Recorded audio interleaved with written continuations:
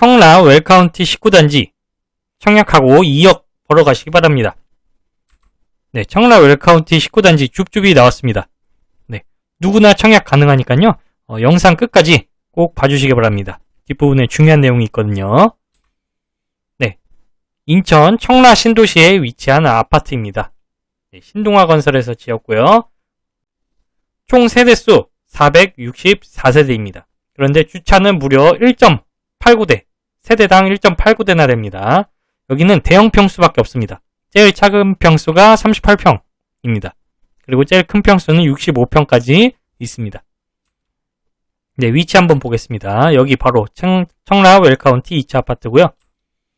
네, 그 중에서도 222동이 나왔습니다.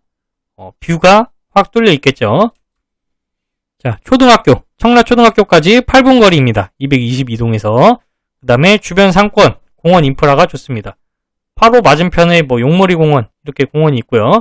그 다음에 왼쪽 아래편으로, 서쪽 아래편으로 가면은 메가박스라든지 이런 먹거리 상권들이 또 굉장히 잘 발달되어 있습니다. 거기 공원도 있고요.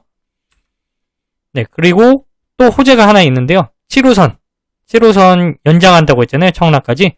그거 002-1역까지 도보로 11분 소요됩니다. 222동에서. 가장 가까운 단지 기준으로는 8분 이내 걸리기 때문에 역세권 아파트가 맞습니다.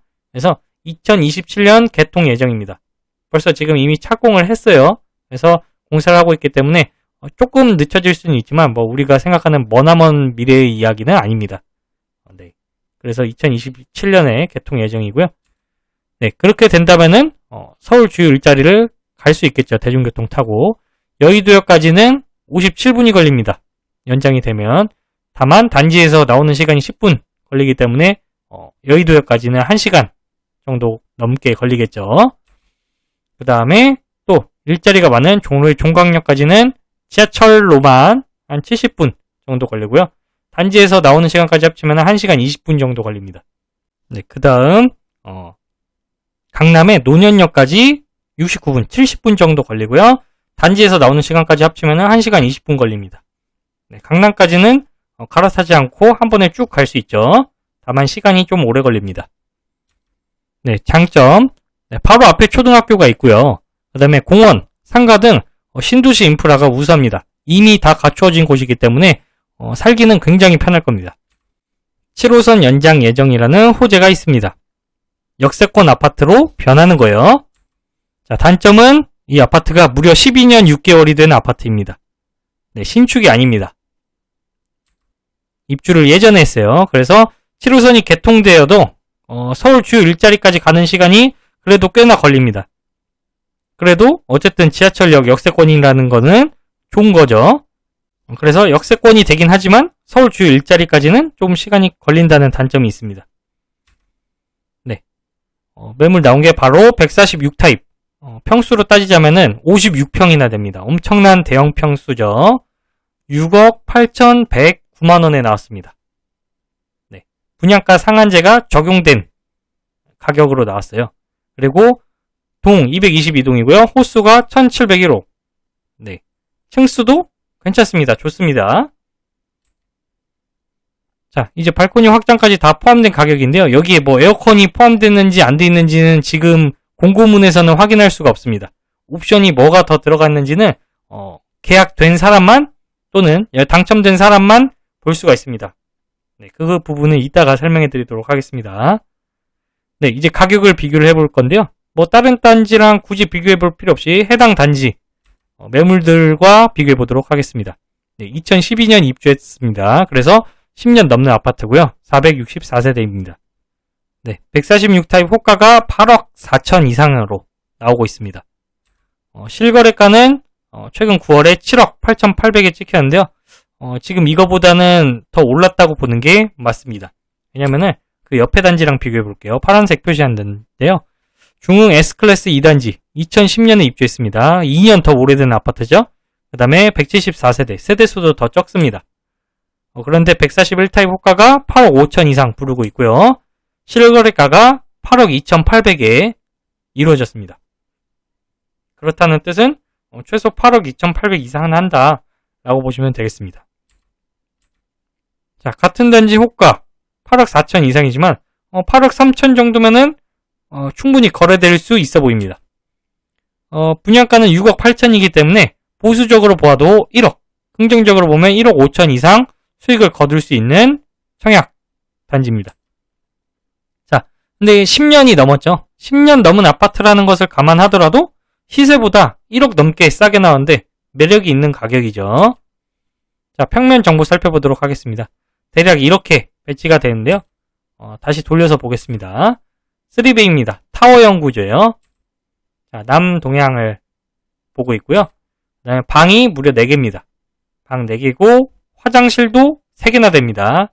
화장실 3개나 되고 가족실이라고 해서 한 개 또 방처럼 있는데 여기는 벽이나 문이 없어요.